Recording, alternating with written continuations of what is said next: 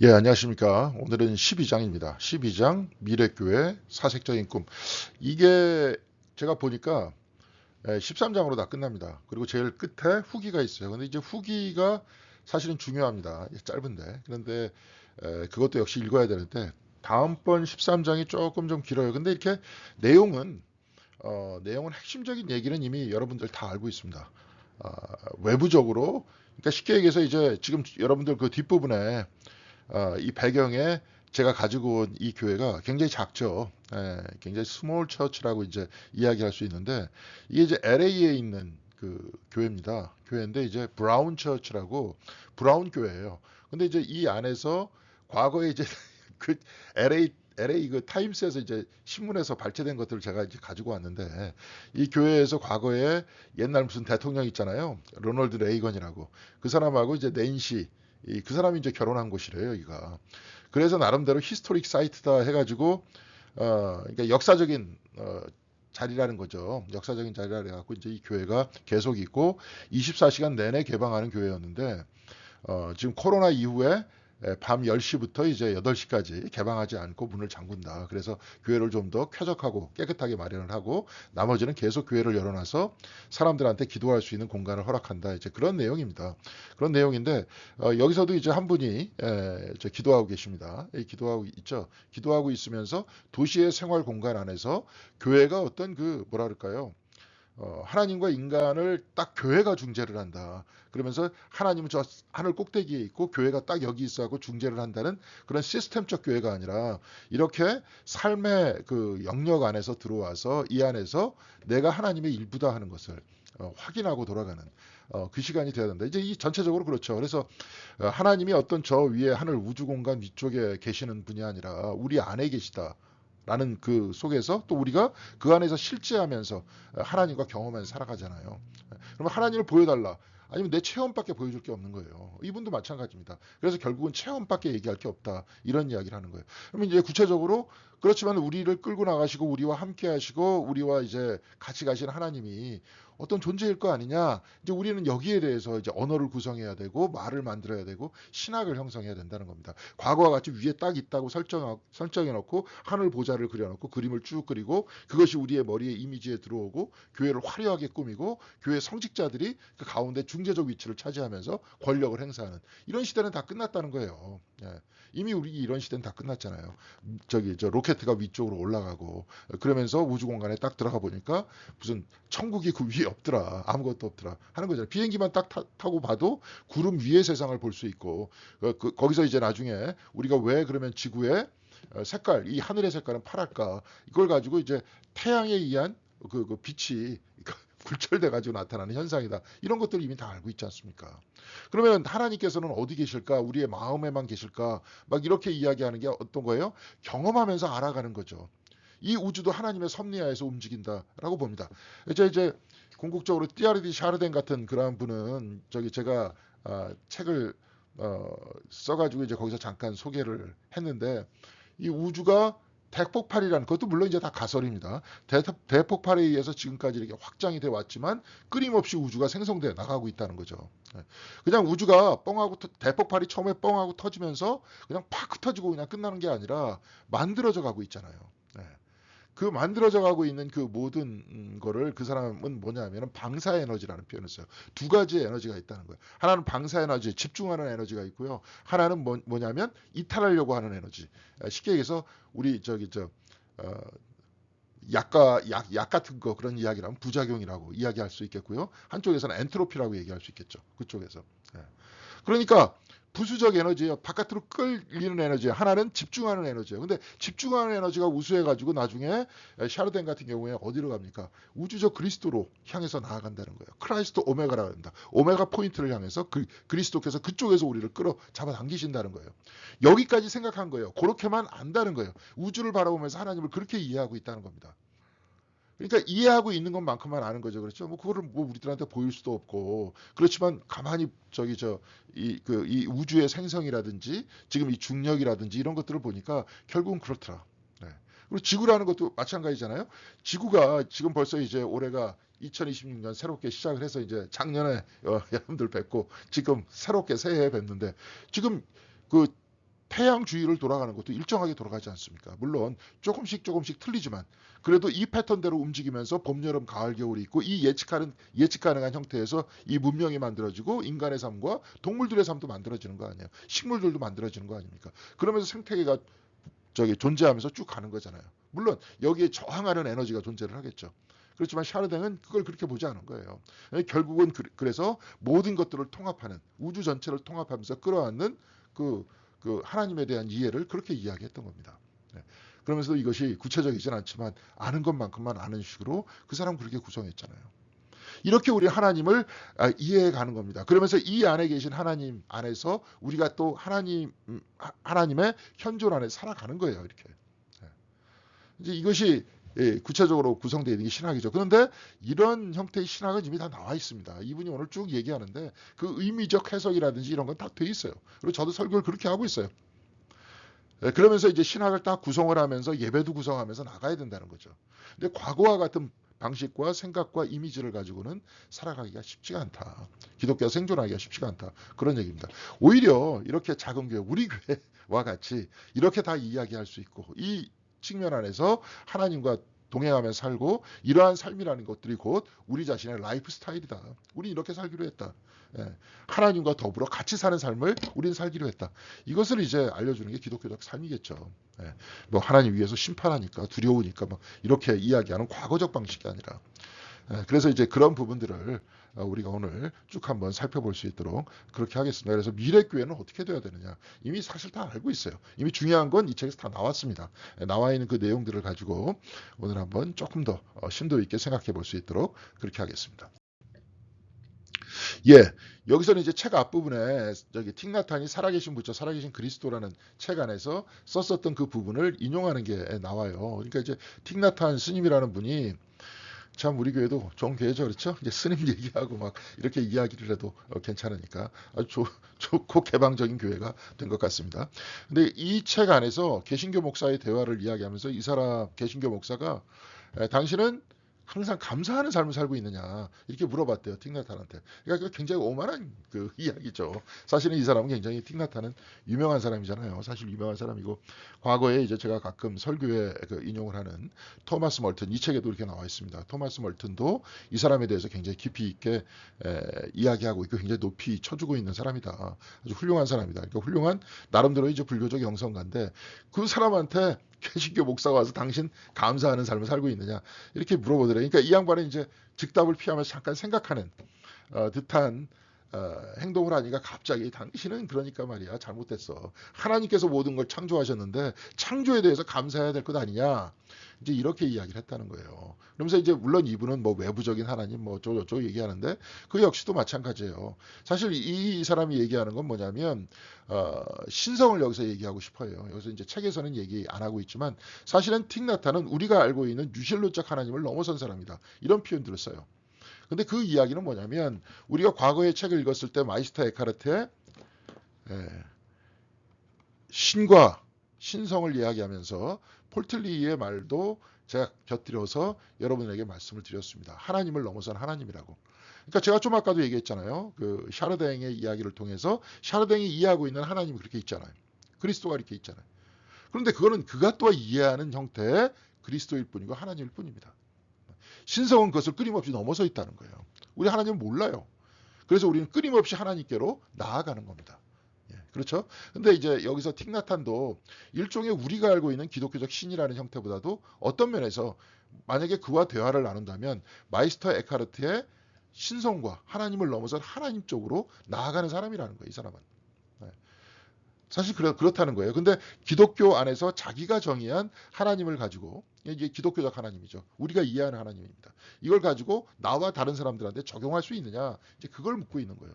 왜냐하면 이 나중에 우리가 점점 이렇게 하다 보면 하나님을 조금씩 이해해 가는데 우리가 알고 있는 하나님을 넘어설 때가 있잖아요. 그런 넘어선 경험을 할 때가 있잖아요. 그때 이제 마침내 신성을 이야기하고 뭐 이제 루터 같은 사람은 천국에 올라가서도 끝까지 하나님을 따라갈 것이다. 왜냐하면 우리는 영원히 모르니까. 이제 그런 이야기를 하고 싶어요 앞에서. 그래서 그가 유실론이라고 이야기하는 것은 특별히 이제 오늘 그 12장에서는 교회 조직의 하나님입니다.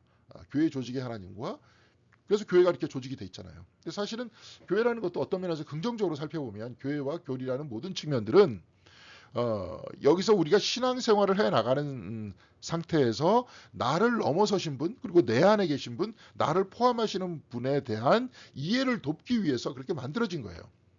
그래서 제가 한번 여러분들한테도 말씀드렸습니다. 모든 신학은 어느 쪽으로 귀결돼야 되느냐? 영성으로 귀결돼야 된다 그랬습니다. 우리 자신의 신앙생활, 일상적인 신앙생활.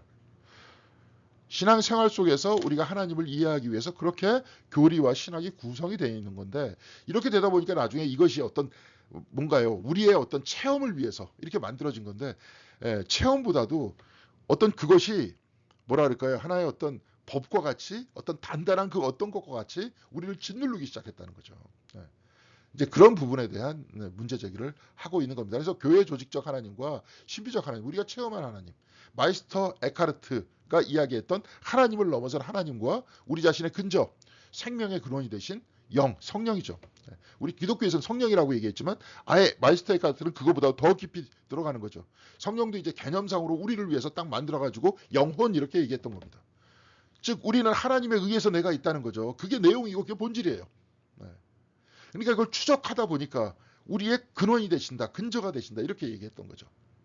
그래서 나중에 이제 저것이 폴 틸리웨 같은 사람은 궁극적 관심이다 이런 이야기를 하지 않습니까? 궁극성에 대해서 이야기를 하잖아요. 이제 그런 부분이에요. 그러니까 결국은 신앙이라는 건 뭐냐? 체험입니다. 자기의 내적 체험이에요. 확실한 체험이에요. 그러니까 신앙이 힘을 얻기 위해서는 확실성이 있어야 되잖아요. 근데 우리가 가지고 있는 생각의 확실성, 우리가 어떻게 성경을 어떻게 이해했다, 세상을 어떻게 이해했다, 거기에 대해서 믿습니다 이러면서 생각의 확실성이 아니라 내적 체험의 확실성이에요. 그리고 이 체험은 뭐예요? 언제든지 하나님께서 넘어서 계시기 때문에 끊임없이 하나님께로 나아가면서 더 확실해지는 체험이 되는 거죠. 그렇죠. 이게 굉장히 중요한 겁니다. 하여튼 뭐 그런 얘기예요. 그래서 여기서 이 사람은 이제 그런 얘기예요. 인문학적 얘기를 하는데 뭐냐면 인간이 된다는 것은 자신을 궁극적으로 실제하는 이제 하나님이죠.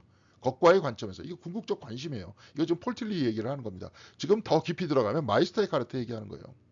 그러니까 우리의 근저 되시는 분과 근거 되시는 분과 관점에서 의식적으로 이해하는 것. 자기 자신을 근저 아래서 이해를 하는 거예요. 예전에도 이제 그 뭐 X의 제가 존재론 뭐 요번에 저번 주에 이제 수요 예배 때도 설명을 했었지만 그런 것도 여러분들한테도 말씀드렸잖아요. 우리는 X를 통해 X에 의해서 X를 가지고 한다 그랬잖아요. 그것을 만약에 무한이라고 여기고 거기에 하나님을 대입한다면 그게 이제 박동환이라는 철학자가 얘기한 건데 그건 뭡니까? 하나님에 의해서 하나님을 가지고 하는 거예요. 우리가 왜 어떻게 생겼는지 우리 잘 모르잖아요. 생물학적으로는 알지만 우리가 어떻게 이 몸뚱아리 안에서 이 존재성을 가지고 이 의식을 가지고 밖을 쳐다보고 있는지 모르지 않습니까? 그래서 근저를 가지고 자기 자신을 궁극적으로 실제하는 하나님과 그라운드를 가지고 의식적으로 자기 자신을 이해하는 것은 인간이 된다는 거예요. 그냥 내 욕망을 위해서 있다. 대충 생각 안 하면 막 사는 거죠. 그래갖고 예배라는 거는 뭐냐면 언제나 인간의 한 측면임에 틀림없는 이유가 뭐냐면 그것을 확인하고 체험하는 순간이기 때문에 그렇습니다. 예배 활동과 교회 구조는 모두 다를 수 있지만 그것이 없다면 우리는 완전히 인간적일 수 없다는 거예요. 인간이 된다는 것은 궁극적으로 실제하시는 분과의 소통 속에서, 즉 하나님과 더불어 내가 같이 살면서 하나님이랑 근저 위에 살면서 나 자신을 이해한다는 거예요. 이게 이제 뭐 철학과 이제 신학 중간쯤에 이 이야기가 될 수 있겠죠. 그렇죠? 그렇지만 교회는 사실 그걸 가르쳐 주는 거예요. 그리고 교회는 그것을 체험하면서 예배를 통해서 같이 이야기를 하는 겁니다. 그래서 그것이 곧 예배라는 거예요. 과거에 뭐 바깥에 이렇게 하나님 찬양하고 뭐 어떻게 해야 된다, 뭐 바쳐야 된다 이런 개념이 아니라 그렇죠? 그래서 유배기 이후의 예배는 외부적 신이 아니라 지금 금방 말씀드렸습니다. 우리 모두가 하나님의 담지자야. 안에 있다고 했잖아요. 그리고 하나님께서 나의 근거가 되신다 그랬잖아요. 생명을 하나님께서 주시듯이 우리가 예배를 통해서 서로 우리가 생명을 줘야 되는 거예요. 근데 이 사람은 이제 생명을 주는 사람이며 혹은 그런 사람이 될 수 있다는 사실. 여기서 이제 사람이며 이 말은 조금 과도합니다. 그러니까 우리 모두가 하나님의 담지자예요. 우리 안에 하나님에 의해서 내가 하나님 위에 서 있어요. 그라운드 오브 빅이니까, 바탕이니까요. 그래서 유배기 이후에 예배는 우리 인간 공동체 세계를 향하는 예배예요. 그러니까 인간을 향한 예배다. 그래갖고 인간 중심의 예배가 아니라 여기서도 그렇게 얘기해요. 천박한 인본주의적 예배가 아니라 하나님을 궁극적으로 발견할 장소. 그리고 바로 그것은 어디예요? 인간성의 깊이. 그래서 그것을 열어놓고 우리가 계속 하나님에 대해서 얘기하고 기도하고 찬양하고 설교하는 겁니다. 바로 그 예배의 순간에 그렇게 얘기하는 거예요. 제가 이제 이번 주 주일날 그 끝난 다음에 이제 저 주일 예배 끝난 다음에 오후에 예배에 대해서 강연을 하려고 그래요. 그리고 그 다음 주는 기도에 대해서 강연을 하려고 합니다. 올해 첫 시작이니까. 그런데 지금 제가 볼 때는 그래요. 여태까지 이제 우리가 기도를 드릴 때, 예배를 드릴 때 모든 목적이 내 성공과 내가 잘 되는 거, 우리 가족이 잘 되는 거. 솔직히 그거였었잖아요. 근데 만약에 그것이 계속 그렇게 돼서 나중심적으로 그렇게 가다 보면 나중에 어떻게 되면은 내 뜻대로 다 하려고 그래. 내가 시간이 없으니까 교회 안 나가지 뭐. 그렇게 되는 거잖아요. 왜? 중심이 나니까. 굉장히 거기에 대해서 막 내가 뭘 해 주십시오 이렇게 얘기하면서 교회 예배 나오고 새벽 기도 나오고 막 나오고 찬양하고 난리를 쳐도 결국은 그 중심이 나기 때문에 나중에 어떤 것과 맞닿아 있냐면 아니 뭐 주일날 뭐 예배 가는 것보다 이렇게 놀러 가는 게 더 좋으니까 나 거기 가지 뭐. 왜? 주체가 나니까. 여기서도 보세요. 하나님을 궁극적으로 발견하고 하나님과 더불어 같이 살고 그리고 그 하나님에 의해서 내가 있다는 것을 확인하고 그리고 우리가 기독교인이라면 우리가 이렇게 신앙생활 해 나가는 사람이라면 시간 내에 우린 기도하죠. 그리고 다시 한번 확인하죠. 그리고 하나님과 동행하려고 하죠. 그리고 하나님께서 주신 것에 대해서 진짜 감사하면서 얘기하죠. 아까 뭐 틱나탄 그 스님에 대해서 막 얘기했던 그 목사와 같이 그런 게 아니라 일생이 하나님에 의해서 주어진 거기 때문에 삶 자체가 신비죠. 감사하며 살아가죠.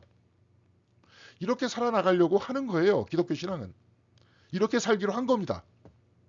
바깥에 있는 사람들이 저렇게 산다면 우리는 이렇게 살기로 한 거예요. 이게 신앙의 본질이에요. 근데 이렇게 살려는 사람은 뭐예요? 계속 주일날 하나님과의 만남을 기뻐하겠죠.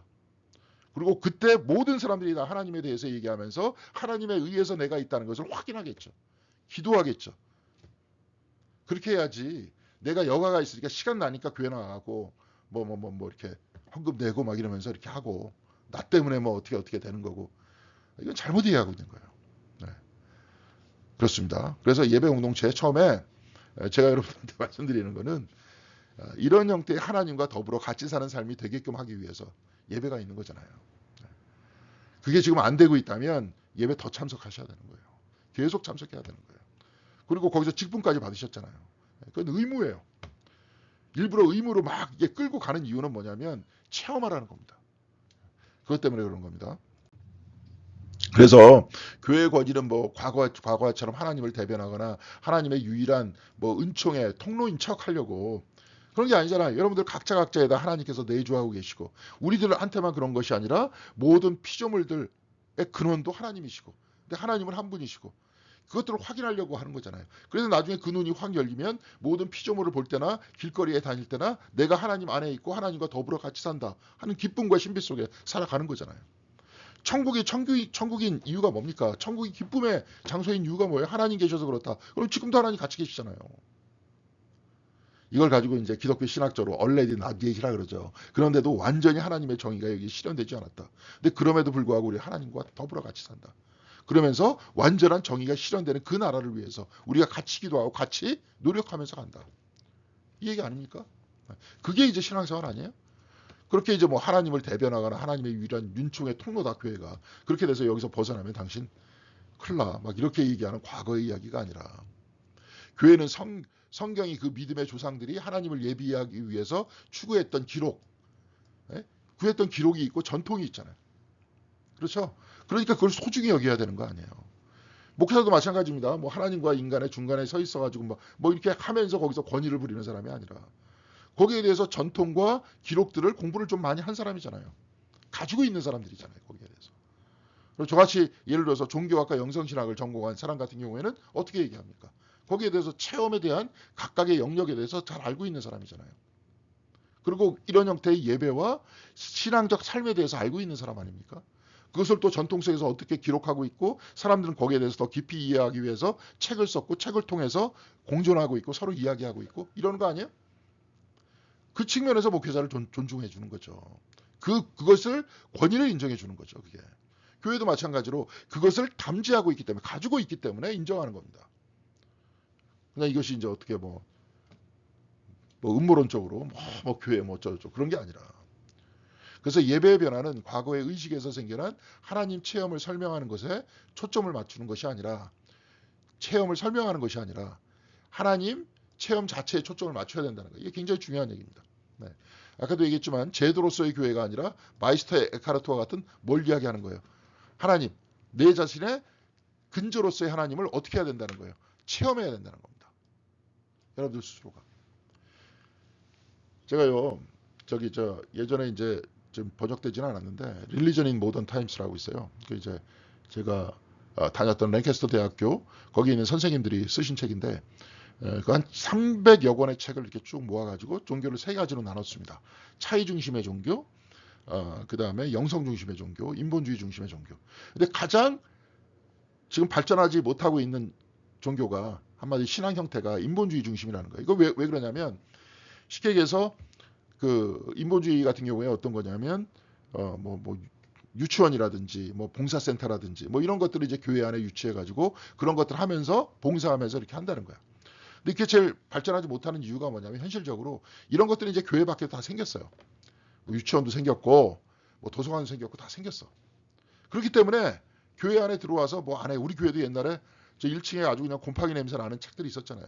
근데 그런 책을 누가 와서 빌려요. 저 밑에 잘 돼 있는 이제 도서관 굉장히 많은데. 그렇죠?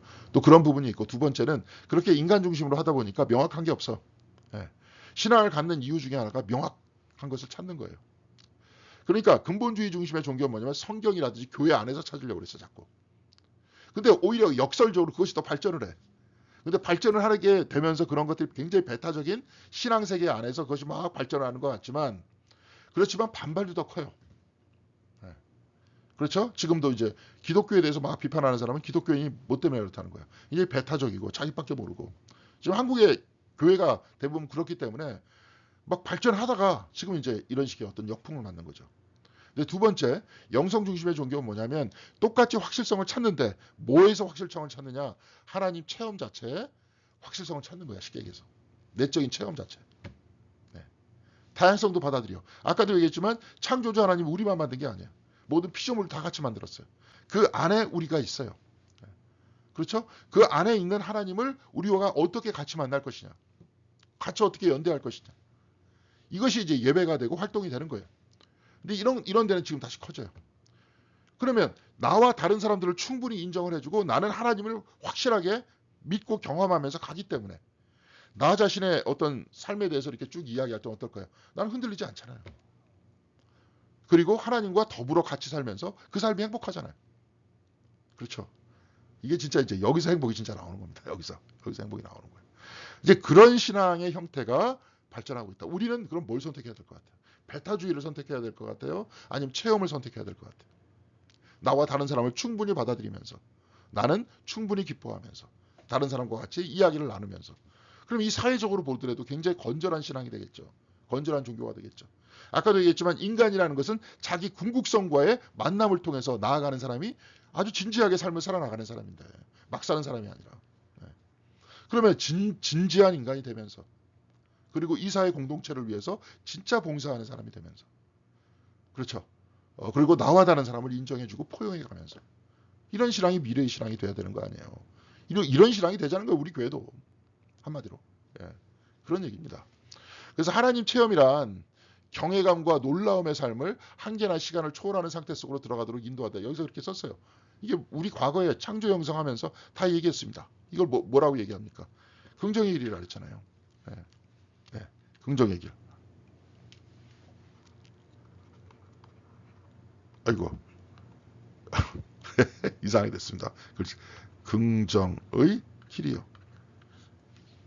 물론 기독교가 부정의 부분도 있습니다. 이제 회개의 부분도 있으니까. 그런데 긍정의 부분도 있어요. 창조주 하나님에 의해서 내가 있잖아요. 하나님이 내 안에 있잖아요. 난 동행하고 있잖아요. 그러니까 긍정이죠. 그러다 보니까 거기서 나타나는 체험이 뭐예요? 아까 모든 피조물들의 근저도 하나님께서 계시니까 경외감과 놀라움 속에 살아가겠죠. 산에 가봐요. 이런 신앙을 가지고 폭포수 앞에 서든지 산에 올라가서 보든지 어떤 면에서 더 깊이 하나님과의 만남 속에서 나와 다른 사람의 모습을 보든지 한 사람 한 사람의 모습을 보든지 다 신비죠. 한 분 한 분도. 그런 초월하는 상태 속으로 들어가게 만들잖아요. 하나님 지금 이곳에 계시고 나와 함께 계시고. 그렇죠? 이게 이제 신앙의 모습이라는 거예요. 이거 자주 얘기했습니다. 우리가. 뭐 특이하게 이 사람 지금 미래교회의 모습이라 그랬는데 우리 교회는 이미 미래교회의 모습이 지금도 계속 얘기가 되고 있어요. 이게 지금 아마 교회에서 이걸 이해 못 하시는 분들, 이걸 이해 못 하시는 것 같아요, 지금. 왜냐하면 계속 그 생각에 갇혀 있으니까. 하나님 뭐 위에서 선물을 뚝뚝 주시는 분이야. 내가 계속 외쳐 막 기도하고 막 외치면 그렇게 하시는 분이야. 잠깐 누가 오셔서 잠깐 했습니다. 그래서 기독교 세계관을 지나서 모든 세계관 너머에 있는 것에 도달하는 길을 찾을 필요가 있다. 이제 이렇게 하다 보니까 하나님은 만유에 다 존재를 하잖아요. 여기서 이제 범죄신론 얘기를 했는데, 그러니까 이 만유 안에 존재하시는 하나님을 우리가 과거에 가지고 있었던 세계관을 넘어서 다 볼 수 있겠죠, 이제. 그러니까 개방적으로 열리게 되는 거잖아요. 그래서 만일 내가 그리스도를 여전히 그 통로라고 주장할 수 있다면 우선 과거의 권력지향적 교회가 그리스도 위에 더 씌워졌던 제국주의적이며 이교도를 배척하는 그 주장을 제거할 수밖에 없고, 이제는 그리스도가 나의 통로인 것은 나와 함께 계신 하나님을 그리스도의 가르침을 통해서 삶을 통해서 우리는 하나님께로 가는 거잖아요. 예를 들어서 요한복음을 봅시다. 말씀에 의해서 우리는 어떻게 돼요? 그리스도께서 끊임없이 한 사람 한 사람을 설득하면서 가죠. 가르치면서 가죠. 요한복음을 보면. 그러면 사람들은 그 빛에 의해서 하나님께로 가잖아요. 그러니까 그런 그리스도께서 우리에게 오신 거 아닙니까? 십자가를 통해서 우리를 대속했고 하나님께로 간다 막 이렇게 쭉 이야기하는 이유가 뭐예요? 관계가 단절됐다가 관계를 연결시키시는 분이 그리스도시잖아요. 이렇게 보는 거지, 이것이 유일하게 담지에 있다라고 얘기하면서 막 얘기하는 그런 형태의 배타주의가 아니라는 겁니다. 그것을 다 따져놓고 보면. 그래서 세계의 위대한 종교 전통들은 확실히 수많은 사람들에게 거룩함으로 들어갈 수 있는 통로를 나름대로 보여줬다는 거예요. 제가 한번 그래서 우리 교회도 이거 한번 읽어보면 좋을 것 같다 그랬잖아요. 추계시대라고. 자축시대 얘기할 때. 추계시대 전체는 다 그렇게 돼 있어요. 우리도 그리스도에 의해서 이렇게 쭉 가는데, 예전에 뭐 소크라테스 얘기하면 소크라테스의 지혜에 의해서 그렇게 가고, 불교 같은 경우에는 붓다가 가르쳐줬었던 그 길에 의해서 불성과 하나로 통합되는 것이고, 다 이런 형태의 종교 구조로 돼 있어요. 근데 기독교는 그리스도를 통해서 하나님께로 간다. 그러면서 창조주 하나님이 우리 안에 있고 하늘에 계신 아버지가 우리 아버지가 되신다. 그래서 생명의 근원이 되신다. 이렇게 가르쳐 주셨잖아요. 그렇게 되는 겁니다. 근데 우리는 이 길로 가는 거예요. 기독교인이 되기로 했으니까. 그래서 이것이 내 삶 속에서 하나님과 동행하기로 했으니까. 그래서 그 기독교는 심판자로서의 그리스도가 아니라 과거와 같지만 교회가 권력이 있고 힘이 있으니까 나에게 와서 초월적 경의의 무한한 차원을 발견하라고 초대하는 현존으로서의 기도. 예수께서 그렇게 했잖아요. 하늘에 새를 봐라. 땅에 백합화를 봐라. 모두 다 하나님께서 먹이시고 입히신다. 온 땅의 모든 피조물들은 다 그것이다. 이렇게 말씀하셨잖아요. 이런 겁니다.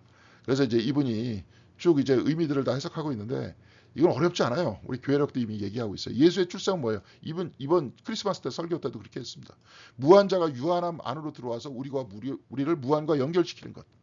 말구 위에 들어와서 가장 낮은 곳에서 내려와서 바로 그 말구 위 가장 낮은 곳도 하나님과 분리된 곳이 아니다. 그런 곳이잖아요. 부활절이라는 건 뭐예요? 새로운 가능성을 열어주며 미움에 대한 사랑의 승리, 죽음에 대한 생명의 승리, 죽음 중심의 사유에서 생명 중심의 사유로 바뀌는 것. 생명이 죽음에 삼켜져 있는 것이 아니라 죽음이 생명에 삼켜져 있다. 이 우주가 확장되어 나가시 그리스도께서 끊임없이 우리를 끌고 가신다. 이런 얘기 아닙니까? 그렇죠? 그런 얘기로 부활을 이야기할 수 있잖아요. 그래서 그것이 곧 부활의 메시지가 되어서 우리가 그것을 믿고 살아갈 수 있지 않습니까? 승천과 성령 강림도 비슷해요. 인간은 신 속에 들어있다는 것, 즉 하나님께서 강림하셨다, 내려오셨다 하는 것은 어떤 얘기예요? 성육신하여 내려오듯이 성령께서 내려오셔서 우리를 이끌고 가신다는 거 아닙니까? 하나님의 인간이 된 것까지 성령께서 각자의 모습으로 낮아져서 각자의 언어를 사용하면서 그들의 언어 속에서 그들을 품고 하나님께로 들어가신다는 거 아니에요. 다 이런 얘기예요. 뭐 세례 예식은 그 아기가 뭐예요? 세례를 보는 자나 세례를 받는 자나 모두다. 아니면 아기가 세례를 받든지. 제가 하나님의 현존에서 벗어난 존재가 아니다. 그것을 본다는 거예요. 교회의 통과 일에서 청년들에게 중요한 메시지는 당신이 영혼과 잇대어 있습니다. 영혼과 다 있습니다 하는 것을 확인시켜 주는 거예요. 그렇죠? 안에 있는 하나님, 우리의 근저가 되신 하나님. 그렇게 쭉 얘기하면서 우리의 신앙은 이렇게 돼야 된다 얘기를 하는데, 양반이 이제 240에서 241페이지까지 미사, 곧 성만찬에 대한 이 생각들을 이야기한다. 읽어보세요. 재밌습니다. 근데 저는 동의하지는 않습니다. 이게 음식을 먹고 그리스도가 내 몸이다 이렇게 얘기하는 거는 먹으면 안으로 들어가서 하나가 되잖아요. 이것도 역시 하나가 되려고 하는 의식적 표현인데 이 양반은 이제 대단히 거기에 대해서 비판적으로 얘기했습니다. 근데 성공의 주교가 또 그렇게 얘기했다는 게, 왜냐하면 성공회는 성만찬 중심이잖아요, 거기도. 근데 그렇게 얘기했다는 것도 굉장히 흥미롭습니다. 하여튼 재밌으니까 읽어보시면 되고요. 그러니까 여기서 이분은 이렇게 얘기해요. 성만찬 예배의 본질은 다른 사람들과 더불어 빵을 나눈다는 것이다. 그래서 같이 식사한다는 것은 거룩한 행위다. 그래서 새롭게 이해된 하나님이 우리의 삶 속에 들어오시는 행위다. 서로 나누면서 우리가 하나 되는 것이다. 그래서 하나 되면서 그리스도께서 우리를 하나로 만드신다 하는 것을 이야기하는 거다. 그래서 교회의 선교는 세상을 개종시키는 것이 아니라 피조물의 일부분인 모든 존재들이 충만한 삶을 살도록 하는 것이다. 사람들한테 자꾸 얘기해야 되는 거죠. 여러분의 삶은 그렇게 여러분들이 생각하듯이 그렇게 보잘것없는 게 아니다. 무한과 우리는 다 잇대어 있다. 그렇죠? 영원하신 하나님과 다 잇대어 있다. 그 하나님께서 우리의 근거가 되신다. 그리고 우리와 동행하신다. 그런데 그렇게 소중하게 생각하고 하나님께서 직접 이 땅에 내려오셨고 예수님 말씀대로는 머리털까지 다 떼시고 계시고 성령께서 내려오셔서 우리들의 언어로 하나님께서 우리와 동행하고 계시다는 것을 알려주는데 왜 그걸 변변치 않게 생각하냐, 뭐 이런 거죠. 그래서 고백은 여기서 이제 이 고백은 무슨 얘기냐면 고해성사 얘기하는 거예요. 이제 우리는 안 하는데 근데 중요한 것은 자기의 죄를 고백하는 것은 내 모든 존재의 근거와 직면하는 일이다. 하나님과 항상 직면하며 살아야 된다. 내가 잘못 살았다 하는 것을 이야기해야 된다. 그러면서 용서가 나오는데 용서는 내가 이 죄성 때문에 항상 죄책감 때문에 살아가지만 그것을 넘어서 더욱더 실질적이고 온전하게 살아갈 수 있는 그 영역이 너한테 있고 하나님께서 이렇게 열어주셨고 하나님께서 너를 그쪽으로 초대하신다는 것을 알려주는 것이다. 우리가 그쪽으로 가는 것이다. 이제 이런 식으로 지금 다 얘기하고 있어요. 그러니까 오늘날 우리의 언어로 다 바꿔야 된다는 거예요. 그런 이야기입니다. 그래서 감사는 우리가 그 부름에 응답할 수 있는 순간들에 대해서 감사하는 거예요. 감사하는 거는 그냥 나날이 감사할 수밖에 없잖아요. 하나님께서 내 자신의 존재의 근거가 되시고 바로 여기에 대한 믿음 속에서 우리가 어떤 난관이라도 돌파해 들어가고, 그렇죠? 우리가 죽는다고 해도 아까 부활 얘기했죠. 그 부활의 그 영역 안에서 그 죽음의 영역 안에도 그리스도께서 들어오신다는 것을 우리 믿고 생명은 결코 죽음에 굴복하지 않는다는 것을 믿고 살아가는 것. 그게 곧 감사하면서 생활할 수 있는 우리의 충만한 삶이잖아요. 이제 이걸 경험해야 된다는 거예요. 그래서 예배와 교회의 구조 모두에게 있어서 변화는 그래서 불가피한 거예요. 이런 변화는 아마도 총체적인 것이 아니라 해도 철저한 변화가 돼야 된다. 그래서 여기서 하나님을 우리가 만나야 된다. 그리고 하나님을 만나는 체험이 우리의 궁극적 삶이어야 된다. 그러니까 이분은 굉장히 자유주의적인 것 같지만 굉장히 뜨겁게 얘기하지 않습니까? 그리고 체험의 확실성을 얘기하잖아요. 네. 저도 마찬가지입니다. 체험의 확실성을 가지고 바로 이것이 우리 신앙의 미래가 돼야 되고 이것이 우리 자신의 어떤 궁극적인 삶의 방식이 돼야 된다. 교회가 이렇게 바뀌어야 된다. 이런 얘기입니다. 과거와 같은 그 배타적인 신앙, 어떤 신화적인 신앙이 아니라 삶 속에서 의미를 찾아나가면서 그래서 하나님이 나한테 중요하고 신앙이 중요하다. 이렇게 이야기하는 삶이 필요하다. 그겁니다. 예, 제 마지막에는 이제 다음 시간에는 사실은 이 책의 결론적인 부분이 쭉 나와요. 예, 천당, 지옥, 별도의 뭐 영원한 생명 이렇게 쭉 얘기하는데 영생에 대해서 얘기를 합니다. 영생에 대해서 이분이 이야기하는 그 이야기가 뭐고 거기서 얘기할 때 이제 그리스도의 가르침과 마이스터의 가르침 뭐 이런 사람들의 얘기가 나올 겁니다. 이렇게 얘기하고 이제 후기로 가서 다음 시간에 모든 것이 다 끝날 겁니다. 우리가 지금 후기 얘기할 때는 직접 와서 하는 것도 한번 좋을 것 같으니까 제가 한번 생각을 해보겠습니다. 어떻게 할까? 여러분들 한번 생각을 많이 해보시고 그 카톡방에 의견을 남겨주시고 아니면 교회에서 만나서 말씀을 해주시면 감사드리겠습니다. 여러분 수고하셨고요. 다음 주에 뵙겠습니다. 감사합니다.